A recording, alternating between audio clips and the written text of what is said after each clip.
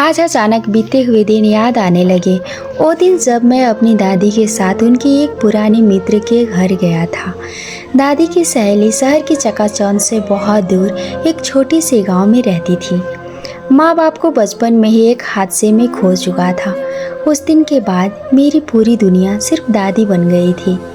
खेत खलिहान से इतना आ जाता था कि पैसों की कभी कमी नहीं हुई, पर दादी की एक ही शिकायत रहती थी, इस घर में बहू की बहुत ज़रूरत है। मैं हर बार हंसकर बात टाल देता। सच ये था कि मुझे आज तक मेरी परफेक्ट लड़की मिली ही नहीं थी, लेकिन उस गांव के सफ़र ने मेरी ज़िंदगी की दिशा बदल दी।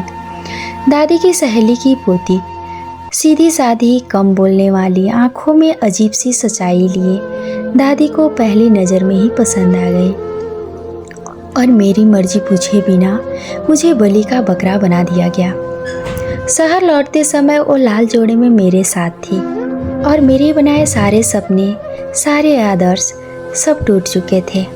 मैंने मन ही मन तय कर लिया था, मैं इसे कभी पत्नी का दर्जा नहीं दूंगा।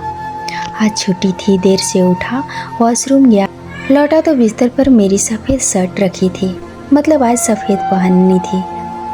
मैं सोचने लगा, जब उसके हाथ की बनी चाय पी लेता हूँ, खाना खा लेता हूँ, तो कपड़े पहनने में क्या बुराई है।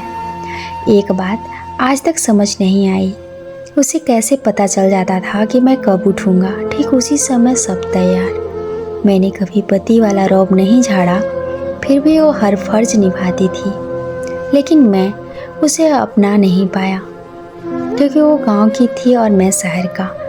उसमें वो आत्मविश्वास नहीं था जो मैं अपने पत्नी में देखना चाहता था। खूबसूरत थी, पर खूबसूरती ही सब कुछ नहीं होती। नाश्ता करके मैं लॉज में अखबार पढ़ने लगा। अचानक लगा कोई मुझे देख रहा है। 2-3 बार नज़र घुमाई, फिर देखा और रसोई की खिड़की से मुझे चुपके देख रही थी। पकड़ी गई और फौरन गायब हो गई। अजीब लगा, 2 दिन पहले भी ऐसा ही हुआ था। नींद खुली, वो मुझे देख रही थी। क्यों? मैं सोच ही रहा था कि वो चाय लेकर आ गई। उसके कपड़ों में आती खुशबू मेरे बेहद करीब थी।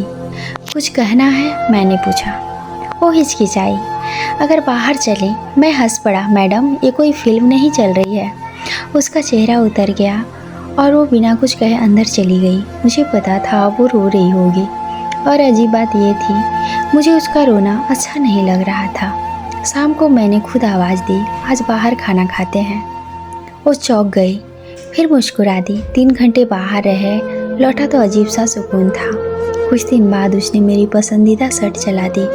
छुपा सकती थी, पर रो रो कर सच बता दिया। बोली, आपसे झूठ बोल सकती हूँ, भगवान से नहीं। मैं सन्न रह गया, ऐसी लड़कियाँ भी होती हैं। 40 दिन बीत चुके थे। उसने कभी अधिकार नहीं जताया, कभी शिकायत नहीं की। एक दिन अलार्म नहीं बजा, वो मुझे जगाने आई। मैं भड़क गया, चिल्लाया, अपमान किया और ज़बरदस्ती कमरे से बाहर निकाल दिया। दोपहर को उठा तो घर सूना था, न शर्ट, न नाश्ता, न वो।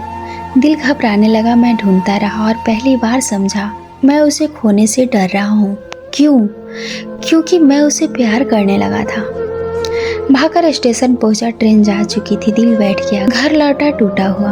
तभी पीछे से आवाज़ आई। वो खड़ी थी। मैं रो पड़ा। मैं तुम्हें स्वीकार करता हूँ दिल से। उसने बस इतना कहा, गुस्सा करिए पर मुझे मेरी नज़रों में मत गिराइए। आज दादी लौटी, हमें साथ देखकर उनकी आंखों में आंसू थे। कभी कभी जो रिश्ते हमें ज़बरदस्ती मिलता है, वो हमारी ज़िंदगी की सबसे बड़ी नेमत बन जाती है। ये स्टोरी कैसी लगी आप सभी को कमेंट करके ज़रूर बताना।